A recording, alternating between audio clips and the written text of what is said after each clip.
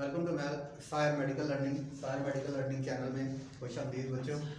आज हमने वही टॉपिक जो हम पहले कर रहे थे, वो टॉपिक था सेल्स के अंदर एक्स्ट्रासेलुलर टू इंट्रासेलुलर मूवमेंट और सेल से इंट्रासेलुलर टू एक्स्ट्रासेलुलर मूवमेंट जिन मेथड से हो रही थी। उसमें हमने डिफिजन के बारे में पढ़ा था, फैसिलिटेटेड डिफिजन के बारे में पढ़ा था। उसके अलावा हमने एक्टिव ट्रांसपोर्ट के बारे में पढ़ा था और एक ऐसा ये प्रोसेस है पढ़ने जा रहे हैं जिसको हम सिंपल फिल्ट्रेशन कहते हैं। सिंपल फिल्ट्रेशन प्रोसेस जो है बच्चों, ये बहुत आसान सा फिल्ट्रेशन प्रोसेस है। इसमें आप आम रोज़मर्रा इस्तेमाल में भी बहुत सी चीज़ें फ़िल्टर के ज़रिए वो कपड़े से वो जो है ना वो कपड़ा रख के भी कुछ चीज़ों को फ़िल्टर कर रहे होते हो। कभी कभी आप चाय के लिए वो जो है ना वो सीप रख के भी उसको फ़िल्टर कर रहे होते हो। ये एक उससे मिला जुला जो है ना वो प्रोसेस है। फ़िल्टर पेपर भी आपने केमिस्ट्री में देखा होगा। फ़िल्टर पेपर को आप रख के उसमें पानी के अंदर जो है ना वो मट्टी को मिक्स करके आप उसको फ़िल्टर कर रहे होते हैं। तो आज जो है ना वो सिंपल फिल्ट्रेशन के बारे में हम पढ़ेंगे कि सिंपल फिल्ट्रेशन भी एक ऐसा प्रोसेस है जिसमें जो है वो मॉलिक्यूल सेल्स की इंट्रासेलुलर से एक्स्ट्रासेलुलर की तरफ भी आ जाते हैं और जो सेल्स की मूवमेंट है वो मेम्ब्रेन से सेमी परमिएबल मेम्ब्रेन से गुजर के जो छोटे मॉलिक्यूल्स हैं वो सेल बहुत सी जगह पे मूवमेंट कर सकते हैं।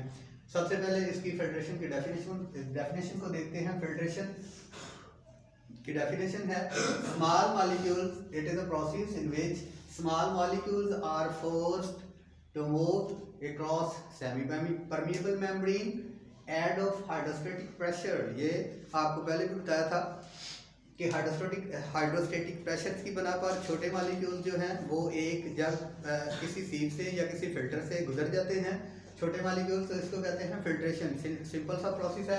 यहाँ पे जो हमने डायग्राम लिया हुआ है वो आपकी बुक से डायग्राम ड्रा किया हुआ है और ये जो डायग्राम है मैंने एक कैपिलरी का डायग्राम ड्रा किया हुआ है। याद रहे कि हमारे जिस्म के अंदर जो ब्लड की टाइप्स ब्लड वेसल्स की टाइप्स है उसमें कैपिलरी जो है वो भी एक उसी की किस्म है ब्लड वेसल्स की।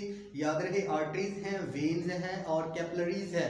कैपिलरीज ब्लड की सबसे बारीक नाली है जिसने आपके टिश्यूज तक या सेल्स तक ब्लड की सप्लाई को देना है, न्यूट्रिएंट्स देने हैं, ऑक्सीजन देनी है या जो भी आपको मॉलिक्यूल रिक्वायर्ड है आपके सेल्स को, आपके टिश्यूज को, वहां तक जब पहुंचती है ये, तो इसको कहते हैं कैपिलरी। जब आर्टरीज बहुत बारीक हो जाती है उस कंडीशन को हम कहेंगे कैपिलरी।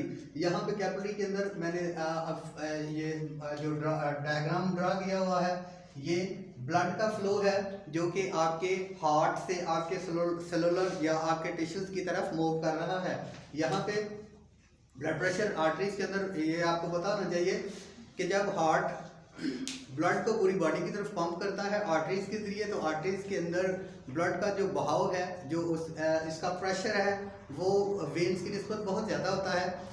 आर्टरीज से जब ब्लड उसी प्रेशर के जरिए आर्टरीज से फिर जब कैपिलरीज के अंदर आता है तो कैपिलरीज के अंदर भी वही प्रेशर होता है और कैपिलरीज के अंदर जब ये जो प्रेशर है वो इसकी दीवारें जो हैं वो कुछ इसमें फ्लेक्सिबिलिटी भी है।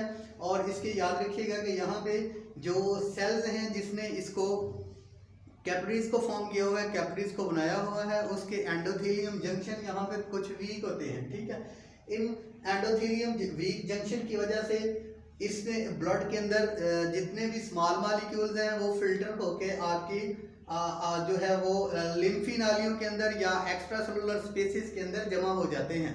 ठीक है, तो जो मेजर मॉलिक्यूल है उसमें प्रोटीन्स के मॉलिक्यूल है। मेन मॉलिक्यूल यहाँ पे जो एग्जांपल दी हुई है लार्ज मॉलिक्यूल्स की, वो इन एपिथेलियल जंक्शन को क्रॉस नहीं कर सकते, इसलिए वो या उसके अलावा ब्लड सेल्स होते हैं, वाइट ब्लड सेल्स हैं, रेड ब्लड सेल्स हैं या प्लेटलेट्स हैं, वो इस एंडोथेलियम जंक्शंस को क्रॉस नहीं करते और वो कैपिलरीज के अंदर ही प्रेजेंट रहते हैं।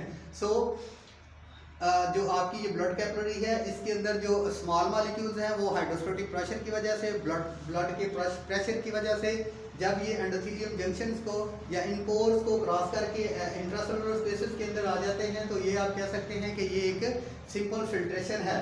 और इसमें लार्ज मॉलिक्यूल जो हैं वो इन जंक्शंस को क्रॉस नहीं कर पाते हैं। ठीक है, बहुत शुक्रिया। यही आज का जो हमारा लेक्चर था ये सादा सा फिल्ट्रेशन थी। इसके अलावा जो है वो नेक्स्ट जो लेक्चर होगा उसमें इंशाल्लाह दोबारा मुलाकात होगी। अस्सलाम वालेकुम।